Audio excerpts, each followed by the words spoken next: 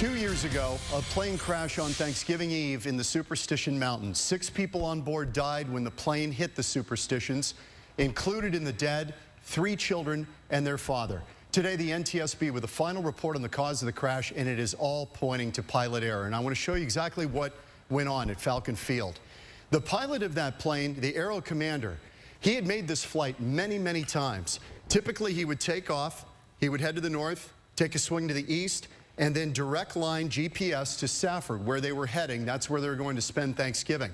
But on this particular night of the crash, something changed. There was incoming traffic coming into Falcon Field that night, so they vectored the pilot out further north and east.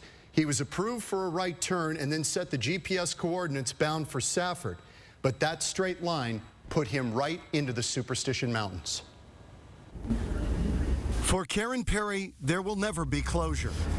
Wow. She lost her 3 kids and ex-husband, Sean, in the crash. This video captured the Perry kids, Logan 8, Luke 6, and 9-year-old Morgan, moments before they boarded the fateful flight. 10 minutes later, they were gone. The NTSB blames the pilot for the crash. Loss of situational awareness. He simply lost track of where he was. He flew visually on a moonless night. The Superstitions vanished in the darkness. He never saw the mountain coming. The report also blames pilot complacency. He had made this flight many times before. Also, the plane was not equipped with a terrain avoidance system, which would have warned the pilot of the mountain ahead. That's the real crime here, is that most of these accidents are preventable. Today's report also mentions an internal memo exclusively obtained by Fox 10 News last year. 3 FAA investigators claim that pilots were not getting adequate help from the air traffic controllers to avoid terrain. Today's report could not prove or disprove that claim. The memo also raised questions about the safety of the airspace in the area around the crash. Does it place pilots too close to the mountains? The NTSB report today made no mention of that issue, but former air traffic controller Mike Pearson is speaking out. Do you think that there's still an airspace issue out there? I think unless they've changed the floor of the airspace and the glide path, that this could happen again. Jim Tim is the executive director of the Arizona Pilots Association. For years, he's urged the FAA to raise the 5,000-foot ceiling for private pilots, allowing them to fly over the mountains instead of dodging them.